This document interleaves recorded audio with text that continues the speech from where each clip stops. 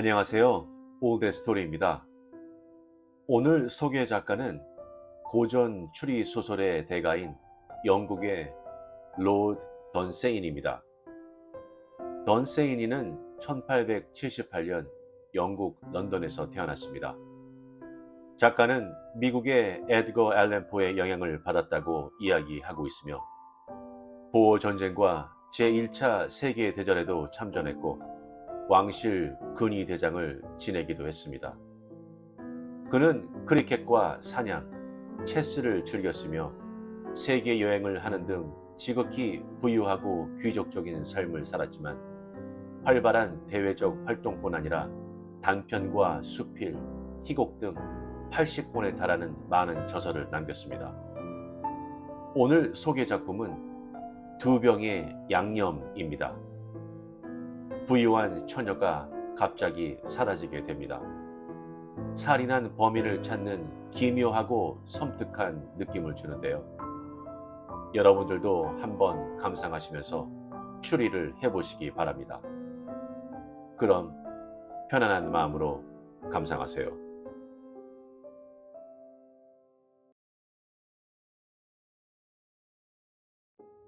두 병의 양념, 로드 던세이니.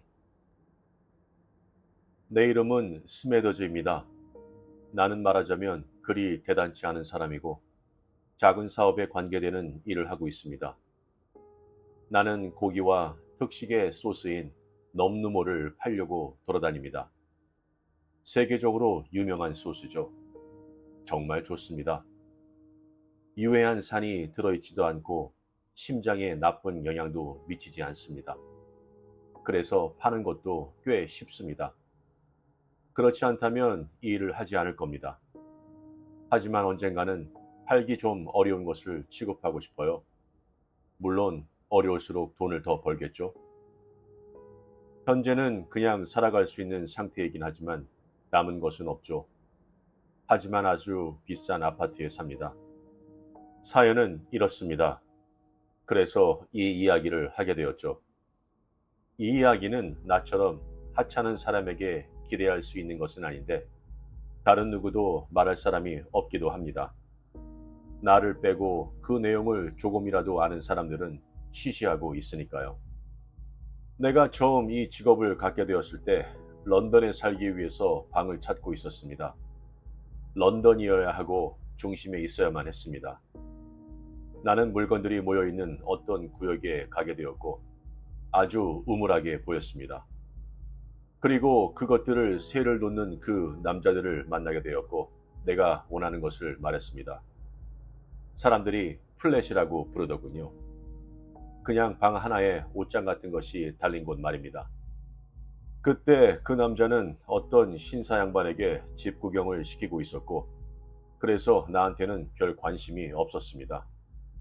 그래서 나는 그 사람들 뒤를 약간 따라다니며 모든 종류의 방들을 구경하면서 내 수준에 맞는 방을 보여주기를 기다리고 있었습니다. 우리는 아주 근사한 플랫을 보게 되었는데 거실에 침실, 화장실, 그리고 홀이라고 부르는 작은 공간이 있었죠. 그래서 린리를 알게 된 겁니다. 이 친구가 바로 집을 보고 있던 그 사람이었습니다. 약간 비쌉니다. 린리 씨가 말했습니다. 그 플랫들을 세를 놓는 그 남자는 돌아서서 창가로 가더니 이를 쑤셨습니다. 그런 사소한 행동으로 얼마나 많은 것을 보여줄 수 있는지 참 재미있죠. 그 사람이 뜻하는 바는 자기는 수백 채의 그런 주택들이 있고 수천 명의 사람들이 집을 보러 오고 누가 집을 얻던 계속 보러 다니든 상관없다는 것입니다. 어떤 면에서 그 사람이 틀렸다고 할 수는 없죠. 그러면서 그 부동산 남자는 창밖을 보며 한마디도 하지 않고 이를 쑤시고 있었습니다. 그래서 내가 용기를 내서 린리 씨에게 말을 걸어봤습니다. 이렇게 하면 어떨까요? 절반은 내가 내고 같이 쓰시면 안 될까요? 나는 성가시게 하지는 않을 겁니다. 하루 종일 밖에 나가 있을 것이고 편하실 대로 하시면 되고 나는 고양이보다 더 걸리적거리지 않을 겁니다. 내 얘기에 아마 놀라셨을 겁니다. 하지만 그 사람이 내 얘기를 받아들였다면 더 놀라실 겁니다. 하지만 나를 혹시 아신다면 그리 대단치 않은 남자, 그저 작은 사업에 관계되는 일을 하는 하찮은 남자라는 걸 아신다면 말이죠. 하지만 린리 씨가 창가에 있는 그 부동산 남자보다 나를 더 좋아한다는 것을 즉시 알 수 있었습니다. 그런데 침실은 하나뿐인데요. 린리 씨가 말했습니다. 나는 저 작은 공간에 내 침실을 꾸밀 수 있어요. 내가 말했죠. 홀을 말하는 거군요. 창가에 있던 그 남자가 돌아다보며 이쑤시개는 그냥 물고서 말을 했어요. 그리고 짐꾼은 장롱 안에 말씀하시는 시간에 맞춰 치워놓으면 되겠죠. 내가 말했습니다. 린리 씨는 생각에 잠기고 새 놓는 남자는 런던 시대를 바라보고 있었습니다. 그리고는 린리 씨가 받아들였습니다. 친구인가요? 부동산 남자가 말했어요. 네, 린리 씨가 대답했죠. 정말 고마운 일이었습니다. 내가 왜 그런 제안을 했는지 말씀드리겠습니다. 형편이 돼서요? 물론 아닙니다. 하지만 린리 씨가 옥스포드를 졸업하고 런던에서 몇 달 지내러 갔다고 새놓는 남자에게 하는 말을 들었습니다. 그는 주변도 둘러보고 직업을 구하는 동안에 아니면 사정이 허락하는 기간 동안에 단지 편안하게 있으면서 당분간 아무것도 하지 않을 작정이라는 것이었습니다. 나는 옥스포드 방식이 사업에 있어서 갖는 가치가 무엇일까? 특별히 나 같은 직업에서 이것이 궁금했어요. 내가 갖고 있는 것은 내 직업이 전부였거든요. 내가 린리 씨로부터 4분의 1이라도 그가 가진 것을 배울 수 있다면 내가 매상을 2배로 올릴 수 있고 그러다 보면 곧 내가 좀 더 어려운 일을 하게끔 될 것이고 아마 수입도 3배쯤 늘겠죠. 언제든지 그만한 가치가 있는 일이죠. 또 4분의 1의 배움도 잘만 하면 2배로 만들 수도 있을 겁니다. 밀턴의 신라곤을 읽었다는 표시로 그 지옥에 대한 묘사를 전부 인용할 필요는 없습니다. 반줄쯤이면 아마 될 거예요. 그럼 내가 지금 말하려고 하는 이야기로 돌아가지요. 아마 나같이 하찮은 사람이 당신을 떨게 하리라고는 생각지 않으실 겁니다. 우리가 그 플랫에 자리를 잡자 곧 나는 옥스포드 방식에 대하여 잊어버렸습니다. 나는 린리 씨라는 사람에 대한 놀라움으로 그런 것은 그냥 잊고 말았습니다. 그 사람은 새의 몸 같은 고개사의 몸 같은 마음을 갖고 있어요. 그 마음은 교육이 필요한 것이 아니었습니다. 그가 교육을 받은 사람인지 아닌지 표가 나지 않았어요. 보통 사람은 생각지 못했던 새로운 생각이 항상 그에게는 솟아올랐어요. 그뿐 아니라 어떤 일이 주변에 있으면 그는 금세 알아챕니다. 자주 나는 그는 내가 무슨 말을 하려는지 이미 알고 있다는 것을 발견했습니다. 독심술이 아니고요. 소위 직관이라고 부르는 것이죠. 나는 저녁 때 일이 끝난 후 넘누모 양념에 대한 생각을 잊으려고 체스를 좀 배워보려고 했습니다. 하지만 나는 체스 문제풀이를 도저히 할 수가 없었어요. 내가 체스 문제를 보고 있으면 그가 다가와서 내 체스 문제를 보면서 말합니다. 저것을 먼저 움직이는 게 낫겠군요. 그럼 내가 어디로요? 그러면 그가 답하죠. 오, 저기 3칸 중에 하나로요. 그럼 내가 말합니다. 그렇게 되면 모두 잡혀먹게요? 그리고 그가 가리키는 말이란 항상 퀸이었어요. 그리고 그가 말하죠. 맞아요. 거기는 좋지 않군요. 이미 지려고 마음먹었던 것 같군요. 그리고는 그가 옳다는 것이 드러나죠. 그는 다른 사람이 생각하고 있는 것을 읽고 있었던 겁니다. 그게 그가 하던 일입니다. 한 번은 언거에서 끔찍한 살인사건이 났죠. 기억하시는지 모르겠습니다만 스티커라는 남자가 노스 다운즈로 단층집에서 어떤 처녀하고 살러갔는데 그것이 우리가 그 사람에 대해 처음 듣게 되었던 때였죠. 그 처녀가 200파운드가 있었는데 그가 돈은 모두 챙겼고 처녀는 완전히 사라졌습니다. 런던 경찰국은 그 처녀를 찾을 수 없었지요. 그런데 스티커가 넘누모 2병을 샀다는 기사를 우연히 읽게 되었습니다.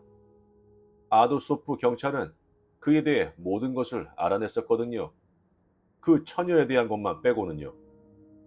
그래서 물론 나도 그 사건에 관심을 갖게 되었고, 그렇지 않았다면 내가 그 사건에 대해 생각하거나 린리에게도 말하지도 않았을 겁니다.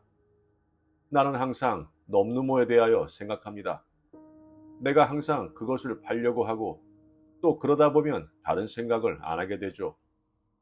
그래서 하루는 린리에게 말했습니다. 체스 문제를 꿰뚫어 보는 눈을 갖고 계시니까 이것저것을 다 생각하시면서 말이에요. 왜 아도소프의 미궁에 빠진 사건은 한번 안 해보시나요? 체스처럼 해볼 만한 문제입니다. 내가 말했죠. 체스 게임 하나에 있는 문제가 10개의 살인 사건이 있는 문제보다 더 복잡한 수수께끼입니다. 그가 답했죠. 런던 경찰국도 손들었는데요? 내가 말했습니다. 그랬나요? 린리 씨가 물었습니다. 한 방 먹은 겁니다. 내가 말했어요. 그럴 필요야 없었을 텐데요. 린리 씨가 말했습니다. 그리고는 곧 그가 물었어요. 어떤 일이 있었나요? 우리는 저녁을 먹고 있었고 나는 신문에서 읽은 그대로의 사실을 얘기해 주었습니다. 그 처녀는 예쁜 금발머리에 작은 몸매, 이름은 낸시 엘스였고 200파운드를 갖고 있었으며 그들은 단층집에 5일간 살았습니다. 그리고 그는 그곳에 2주 더 머물렀지만 아무도 그녀가 살아있는 것을 다시 보지 못했죠. 스티커는 그녀가 남미로 갔다고 하다가 나중에는 남미라고 한 적이 없고 남아프리카라고 했어요. 그녀가 은행에 맡겼던 돈도 없어졌고 스티커가 적어도 150파운드를 그 당시 갖고 있었던 것으로 드러났죠. 그런데 스티커는 제식주의자라는 것이 밝혀졌고 모든 식품을 첨가물 가게에서 구입했습니다. 그래서 엉거마을의 순경이 의심하기 시작했는데 그 순경에게는 제식주의자라는 것이 생소했기 때문이었죠. 그 순경은 스티커를 그날 이후 주시했고 또 잘 해냈습니다. 그 순경이 런던 경찰국의 질문에 스티커에 대하여 대답하지 못하는 것이 없었을 정도였는데 아시겠지만 한 가지만은 예외로 하고 말입니다. 그 순경은 5, 6마일 떨어진 아도소프 경찰에게 보고했는데 그래서 그곳 경찰들이 와서 역시 간여하기 시작했습니다. 한 가지만은 그곳 경찰들도 말할 수 있었는데 스티커가 단층집 밖으로 나간 적이 없다는 것과 그 처녀가 사라진 이래로 이 정원이 아주 정돈이 잘 되었다는 것이죠. 그들이 스티커를 감시하면 할수록 더 의심이 커졌는데 누군가를 의심하기 시작하면 당연히 그렇게 되죠. 그리하여 곧 그들은 스티커의 일거일동을 감시하기 시작했고 만일 스티커가 제식주의자가 아니었더라면 그들은 결코 그를 의심하지를 않았을 것이고 린리 씨에게도 입증할 수 있는 증거가 충분치 않았을 겁니다. 그 150파운드가 갑자기 생겼다는 것 이외에 아무것도 혐의를 둘 만한 점을 발견하지 못했습니다. 또 그것을 발견한 것은 런던 경찰국이었지 아도소프 경찰은 아니었어요. 하지만 엉거의 순경이 찾아낸 것은 낙엽송이었는데 런던 경찰국은 완전히 몰랐고 린리 씨도 마지막까지도 생각지 못했고 물론 나는 몰랐습니다. 작은 정원에는 10그루의 낙엽송이 있었는데 단층 집을 세웠기 전에 스티커는 주인에게 허락을 받아 낙엽송을 자기 마음대로 하기로 했었습니다. 그리고는 죽은 것이 틀림없는 그 가엾은 낸시 엘스가 사라진 이후 스티커는 그 낙엽송을 모두 베어냈습니다. 일주일 동안 하루에 3번씩 스티커는 작업을 했고 나무를 모두 쓰러뜨린 후에는 잎비트가 채 안 되게 통나무로 잘라서 깔끔하게 무더기로 쌓아놓았지요. 그런 솜씨를 보신 적이 없을 겁니다. 무엇을 위해 그랬을까요? 도끼를 사용하려고 된 구실이라는 설도 있습니다. 하지만 구실이 도끼 사용을 위한 것이라면 너무나도 시간이 걸리는 일입니다. 매일매일 힘들여 2주씩이나 걸렸으니까요. 스티커는 낸시 엘스처럼 작은 여자는 도끼도 필요 없이 죽여서 토막을 낼 수 있습니다. 또 다른 설은 시체를 태워 없애려고 장작이 필요했다는 것입니다. 하지만 스티거는 그 나무들을 전혀 사용하지 않았어요. 깔끔하게 무더기로 그냥 쌓아 놓았을 뿐입니다. 그래서 모두들 장벽에 부딪혔습니다. 네, 그게 내가 린리에게 말해준 사실들입니다. 네, 스티커는 커다란 푸죽한 칼을 하나 샀지요. 우습게도 범죄자들은 모두들 그렇게 하니까요. 하지만 사실 우스운 일은 아니에요. 처녀를 토막내야 한다면 그냥 토막내는 겁니다. 칼 없이는 할 수 없잖아요. 그런데 맞아떨어지지 않은 사실들이 있습니다. 그 남자는 처녀를 태워버리지 않았거든요. 이따금 켜는 조그만 난로가 하나 있었을 뿐이고 요리할 때만 썼어요.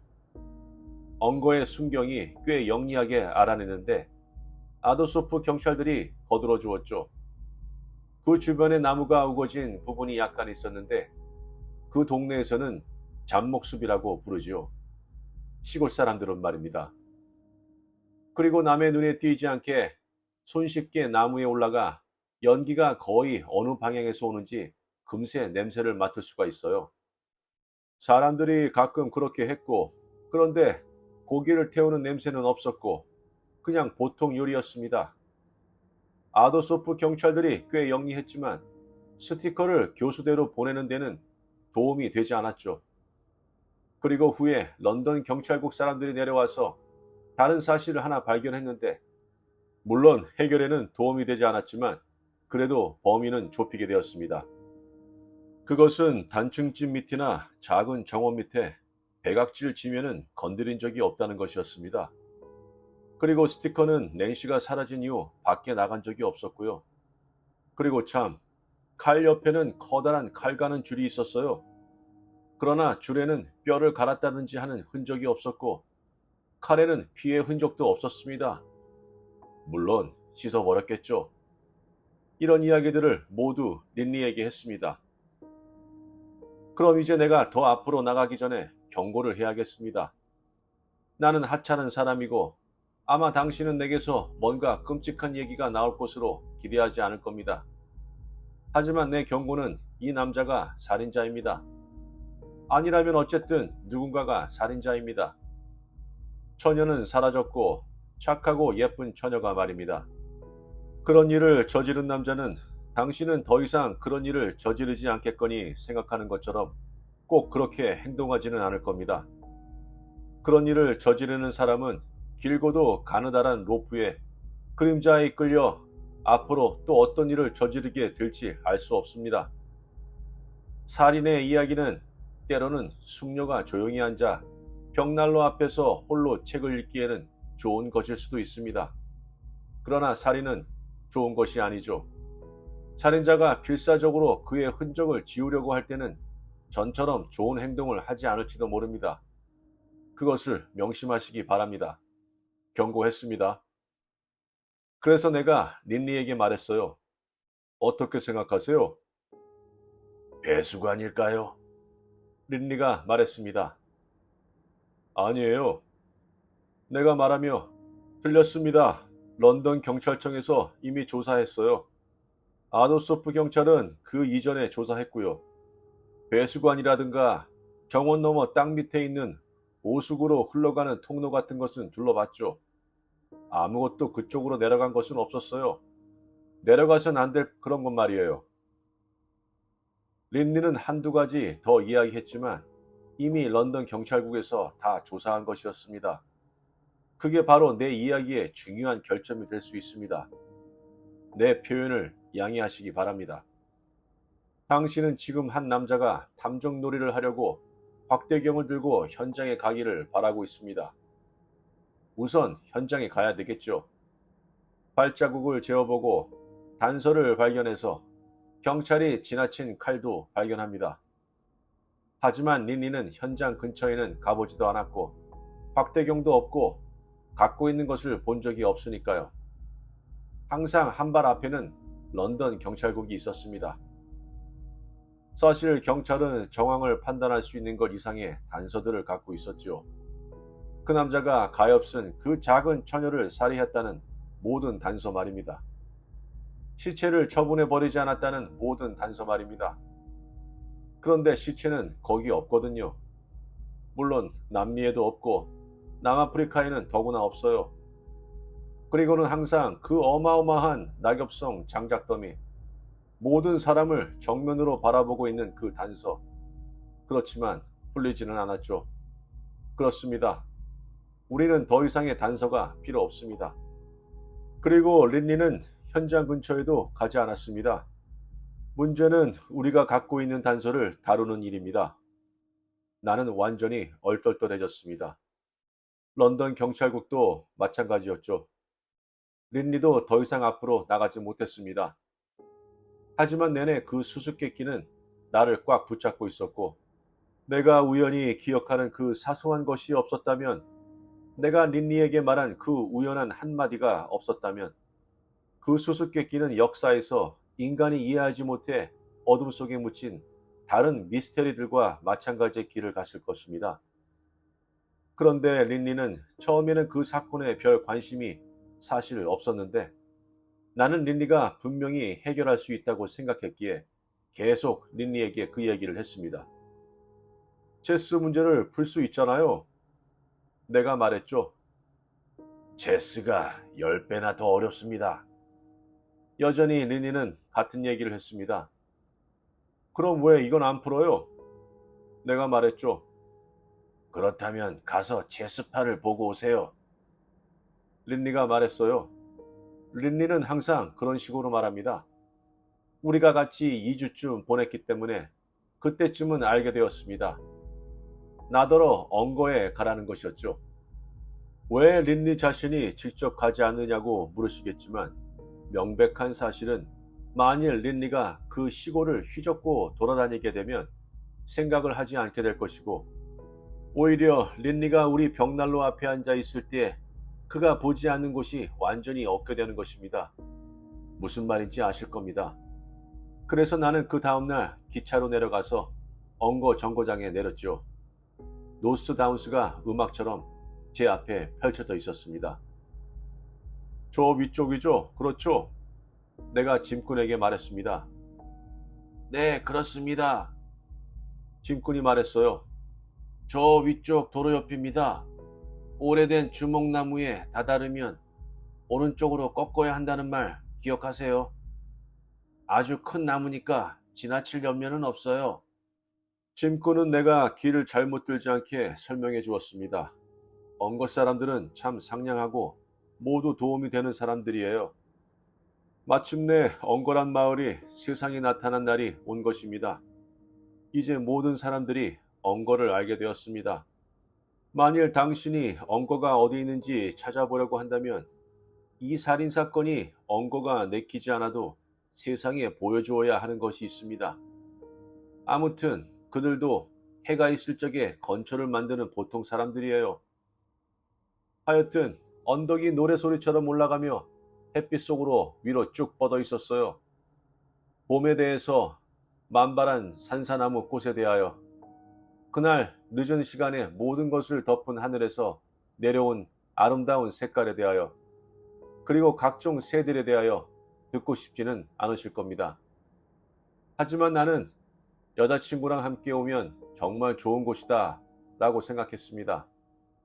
그러자 그 스티커란 남자가 그 처녀를 여기서 죽였다는 생각이 들었고, 나는 말씀드린 것처럼 그저 하찮은 사람이지만 노래하는 모든 새들이 있는 그 언덕에 그 처녀를 생각하며 나 자신에게 말했어요. 만일 그 남자가 정말 그 처녀를 죽였다면, 그래서 그 남자를 죽게 만든 것이 결국 내가 된다면 이 얼마나 이상한 일인가. 나는 곧 그 단층집으로 가는 길을 찾아냈고 산울타리 건너 정원을 바라보며 기웃거리기 시작했습니다. 그리고 나는 발견한 것도 별로 없고, 사실 이미 경찰도 찾아내지 못한 것을 내가 찾아낸 것은 하나도 없었습니다. 바로 거기에 거대한 낙엽성 장작더미가 나를 똑바로 쳐다보며 정말 이상한 느낌이었습니다. 나는 산울타리에 기대어 산사나무 꽃의 향기를 맡으며 위로 있는 낙엽성 장작더미와 정원 반대편의 작은 단정한 단층집을 바라보며 많은 생각을 하였습니다. 많은 가정들을 해보았습니다. 내가 생각해낸 가장 좋은 것은 이겁니다. 생각하는 것은 옥스포드와 캠브리지 교육을 받은 린리에게 맡기고 나는 린리가 말했던 것처럼 그저 사실만을 가져가면 내가 뭔가를 생각하려고 노력하는 것보다 오히려 그것이 더 내가 할 일을 제대로 하는 것이다라는 것이었죠. 내가 아침에 런던 경찰국에 다녀왔다는 말씀을 드리는 것은 잊었군요. 사실은 드릴 말씀이 별로 없었습니다. 경찰국에서는 무엇을 원하느냐고 내게 물었죠. 별로 준비된 대답이 없어서 나는 그곳에서 알아낸 것은 거의 없습니다. 하지만 언거에서는 달랐죠. 모든 사람들이 도와주려고 했습니다. 내가 말씀드린 것처럼 그것은 언거가 세상에 알려지는 날이었습니다. 그 순경은 내가 안에 들어가도록 해주었고 내가 아무것도 건드리지 않는다는 조건으로 말입니다. 그리고 정원도 안에서 보도록 해주었습니다. 나는 낙엽송 10그루의 그루터기를 보았는데 린리가 내 관찰력을 칭찬한 한 가지를 보았습니다. 물론 그것이 도움이 되었던 것은 아니지만 나름대로 최선을 다한 것이죠. 내가 본 것은 그루터기들이 어쨌든 모두 잘려 있었는데 그렇게 자른 사람은 도끼를 제대로 쓸 줄 모르는 사람이라는 것이었죠. 그 순경은 그것도 하나의 도움이 되는 추론이라고 했습니다. 스티커가 도끼를 사용할 때는 도끼날이 무디였을 것이라고 내가 말했습니다. 그 말에 순경은 생각에 잠겼지만 이번에는 내가 옳다는 것을 인정해 주지는 않았습니다. 스티커가 낸시가 사라진 이후로 그 작은 정원에 장작을 패러 나가는 것 이외에는 밖에 나간 적이 없다고 말씀드렸던가요? 말씀드렸을 겁니다. 네, 그것은 정말 사실이었습니다. 그들은 서로 교대로 밤낮으로 감시했고 그 사실을 언거의 순경 자신이 내게 말했습니다. 그 사실로 상황이 상당히 한계가 정해집니다. 내 마음에 들지 않는 부분은 린리가 그 평범한 경찰관 대신에 모든 것을 알아내었어만 했고 그렇게 할 수도 있었을 것입니다.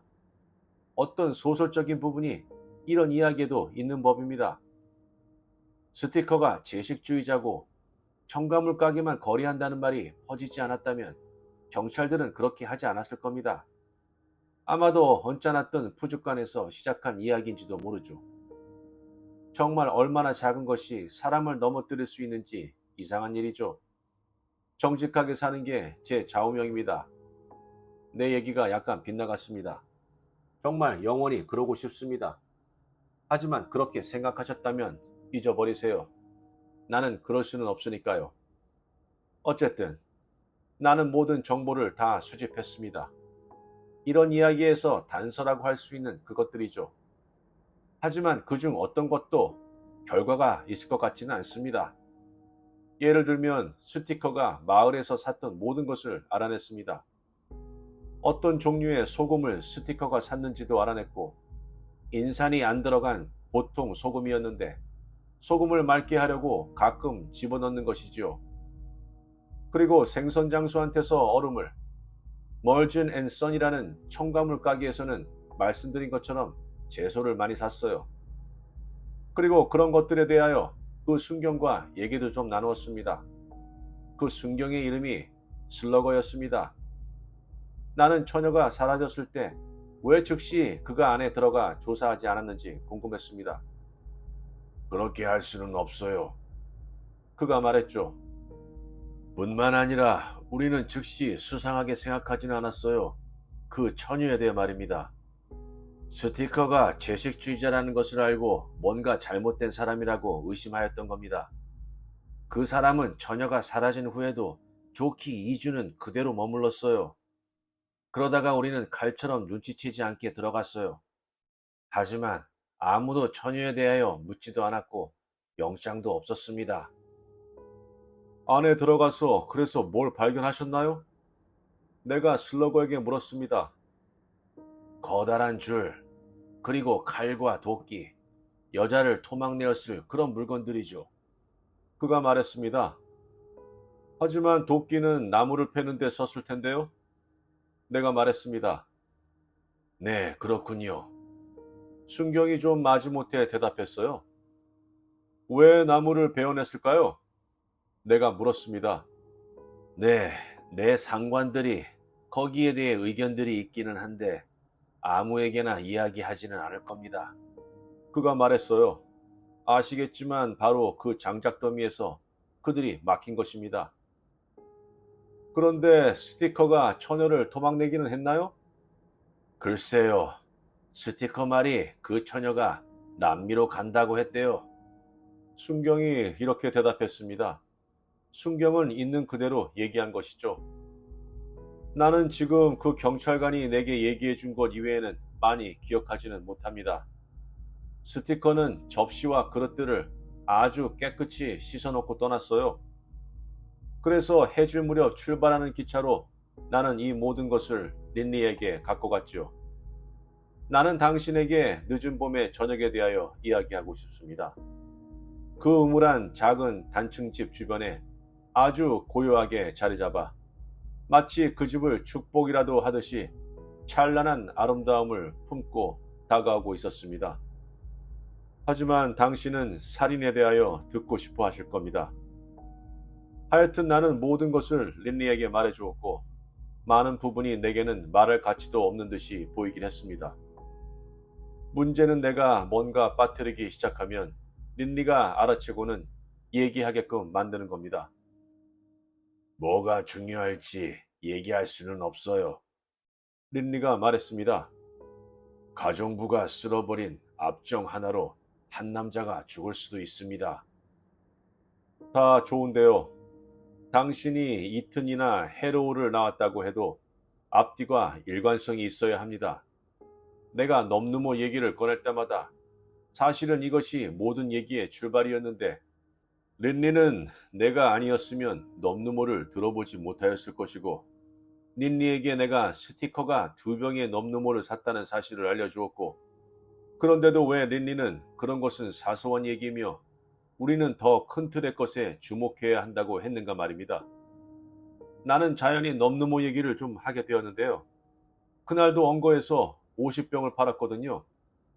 살인은 사람들의 마음을 자극하는 게 틀림없고 스티커가 산 2병은 내게는 기회를 주었고 바보만이 그런 기회를 놓치겠죠. 물론 그런 것은 린리에게는 아무것도 아니었습니다. 사람의 생각은 보이지 않고 그 마음은 들여다볼 수 없으므로 이 세상에서 가장 흥미진진한 것은 말로 표현할 수가 없는 것입니다. 저녁 식사 전과 식사를 하면서 그리고 식사 후 벽난로 앞에 앉아 담배를 피우면서 린리와 얘기했는데 내가 그날 저녁 린리와 이야기하며 생각하게 된 것은 린리의 생각이 극복할 수 없는 장벽에 부딪혔다는 것입니다. 그 장벽은 스티커가 시체를 처리한 방법을 찾아내기 어렵다는 데에 있는 것이 아니라 왜 그가 2주씩이나 매일같이 장작을 팼으며 내가 알아낸 대로 집주인에게 25파운드씩이나 주며 허락을 받아 그렇게 했는가를 알아낼 수가 없다는 데 있었습니다. 바로 거기서 린리는 막혔습니다. 스티커가 시체를 어디에다 감추었느냐에 대해서는 모든 방법이 경찰에게 차단되어 있는 것으로 내게는 생각되었습니다. 땅속에 묻었다고 하신다면 경찰은 백악칠 땅은 건드린 흔적이 없다고 답할 것이고 밖으로 내갔다고 하신다면 경찰은 스티커가 집 밖을 나간 적이 없다고 할 것이고 태웠다고 하신다면 경찰은 연기가 낮게 날 적에 타는 냄새가 난 적이 없다고 할 것이고 그들이 나무 위에 올라갔을 때도 그런 냄새는 없었기 때문입니다. 나는 린리에게 사실을 아주 잘 설명했고 그리고 린리와 같은 마음에 뭔가 커다란 것이 있다는 것을 알려면 꼭 교육을 받은 사람일 필요는 없는 것이고 나는 린리가 사건을 풀 수 있다고 생각했습니다. 내가 경찰이 그처럼 린리보다 더 앞서가는 것을 볼 때 그리고 린리가 경찰들을 앞서갈 수 없다는 사실을 알게 되고는 정말 애석했습니다. 누군가 집에 왔었을까요? 린리가 한두 번 내게 물었습니다. 집에서 뭔가 누가 가져간 일이 있습니까? 하지만 우리는 그런 방식으로 사건을 설명할 수 없습니다.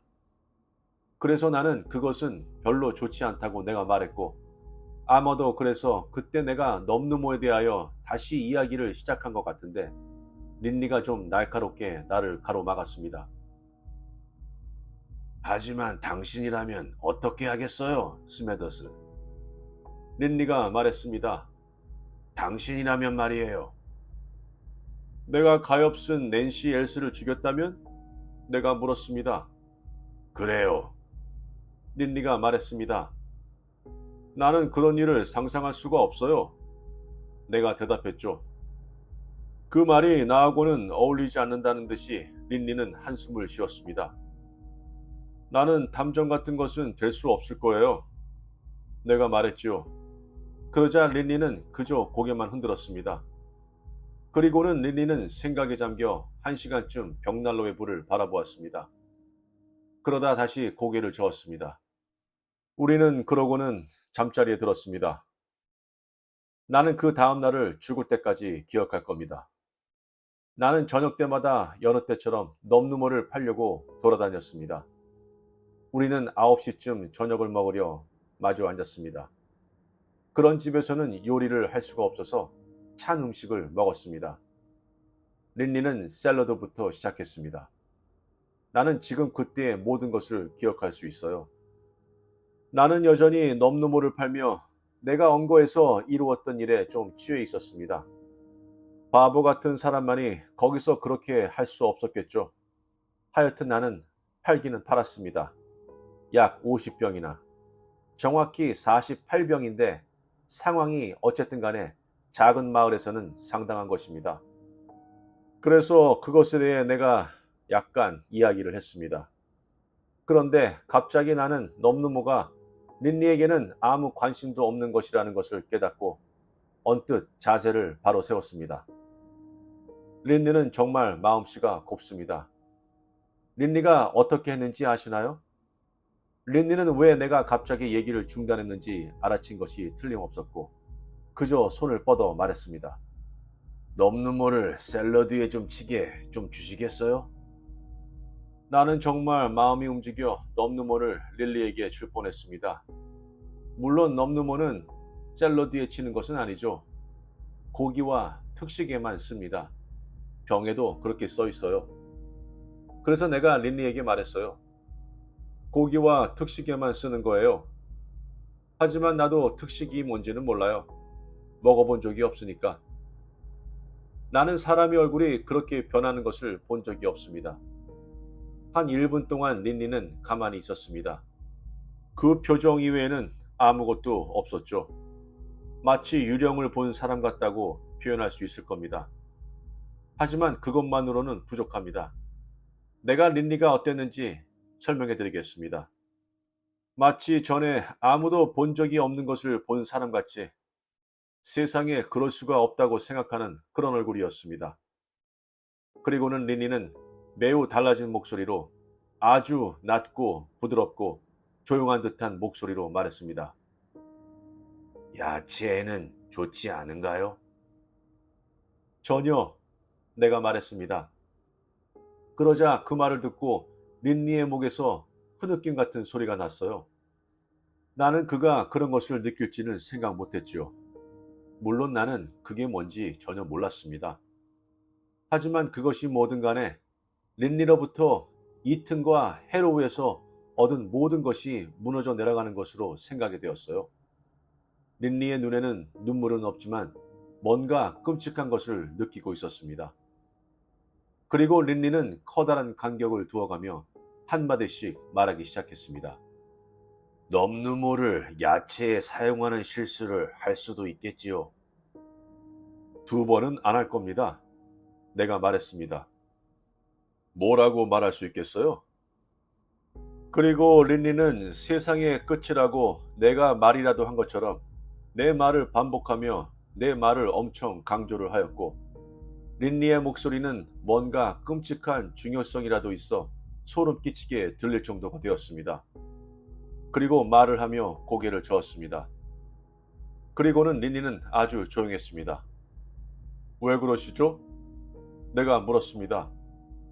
스메더즈 씨, 그가 말했습니다. 네, 내가 대답했죠.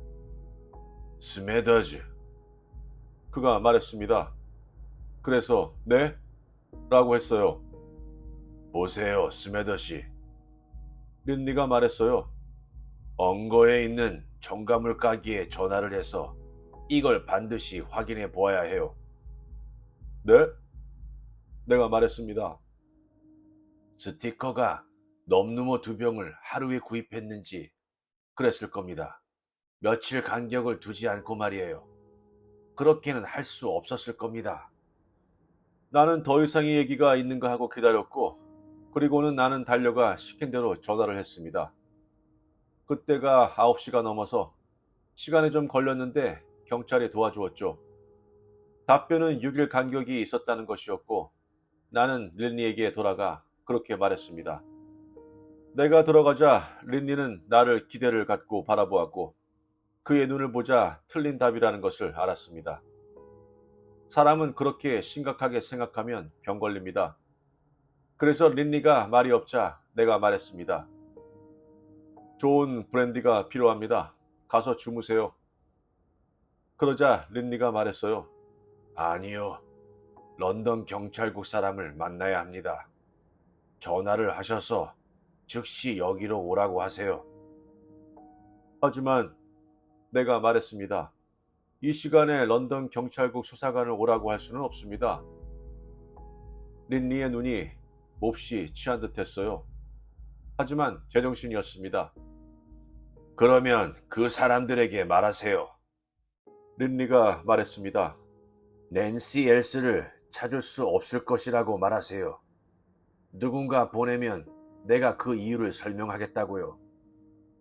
그리고 린니가 한마디 덧붙였는데 나한테만 한 얘기일 겁니다. 경찰이 스티커를 감시해야만 해요. 다른 것 때문에 잡아야 될 일이 있을 겁니다. 그래서 그 사람이 왔지요. 수사관 얼튼이 직접 왔어요. 우리가 기다리는 동안 나는 린니와 이야기해보려고 했죠. 좀 궁금하기도 했지만 나는 린니가 불옆에서 생각에만 잠겨있게 놓아두고 싶지 않았어요. 도대체 어떻게 된 것이냐고 물어보려고 했습니다. 하지만 린니는 내게 말하려고 하지 않았어요. 살인이란 끔찍한 일이에요. 이렇게만 린니는 말을 했습니다. 그리고 그것을 덮으려고 할수록 더욱 더 끔찍해지는 겁니다. 린니는 내게는 말하려고 하지 않았습니다. 이야기 중에는 그가 말했어요. 듣고 싶지 않은 이야기들이 있어요. 그 말은 사실입니다. 나도 듣지 않았기를 바랬으니까요. 사실은 듣지 않았습니다. 린니가 얼튼 수사관에게 하는 마지막 말을 듣고 알아차렸고 그게 내가 엿들은 유일한 부분이었어요. 그래서 아마도 내 이야기를 읽는 것을 멈추어야 할 시점인 것 같은데 그래야 당신 역시 알아차리지 않을 테니까요. 당신이 설사 살인 이야기를 원한다 해도 말입니다. 진짜 더럽게 사람을 죽이는 얘기가 아니라 약간의 낭만적인 반전이 있는 살인 이야기를 좋아하시지 않는가요? 물론 그거야 독자 마음대로죠. 얼튼 수사관이 들어오자 린니는 말없이 악수를 하고 그의 침실 쪽을 가리켰습니다. 그들은 그 안에 들어가서 낮은 목소리로 얘기해서 한마디도 들을 수 없었습니다. 그들이 방으로 들어갈 때 수사관을 보니 꽤 마음이 좋아 보였어요. 나올 때는 말없이 그들은 우리의 거실을 거쳐서 홀로 함께 들어왔는데 그때 유일하게 거기서 그들이 서로 하는 말을 듣게 되었죠. 침묵을 깨고 입을 여는 것은 수사관이었습니다. 그런데 왜? 수사관이 물었습니다. 스티커는 장작을 뺐을까요? 린리가 대답했습니다. 단지 식욕을 돋구기 위해서였습니다.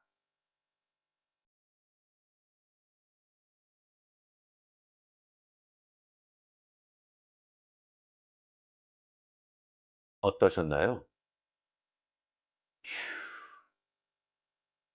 섬뜩하게 느끼셨나요? 우선 작가가 독자에게 말하듯이 이야기를 풀어나가는 방식이 매우 독특하다고 여겼습니다. 이 작품은 1932년에 쓰여진 단편 소설인데요. 예전에 쓰여진 작품치고는 너무 긴장감 있게 독특하게 추리하게 만드는 매력을 지니고 있는 작품이라고 생각합니다. 낸시 양의 살인사건은 그녀의 남자친구인 스티커를 의심하지만 시체도 없고 증거도 없이 심증만 있을 뿐이었죠. 근데 그를 범인으로 확신할 수 있었던 단서가 양념 넘누모라니요. 고기에만 뿌려 먹는 양념인 넘누모를 2병이나 사간 그는 채식주의자였던 것이죠. 그리고 마지막 린리의 추리는 정말 커다란 반전이었습니다. 가끔은 문제를 해결하는 데 있어 복잡하게 생각하고 연구하는 것보다 단순하게 생각하고 해답은 바로 내 앞에 있을 때가 있죠. 이 복잡한 세상을 살아가시는 여러분도 어려운 문제의 해답을 멀리 찾으시기보다는 아주 가까운 데서 찾아보시는 것은 어떨까요? 구독과 좋아요는 영상 제작에 많은 도움과 힘이 됩니다. 감사합니다.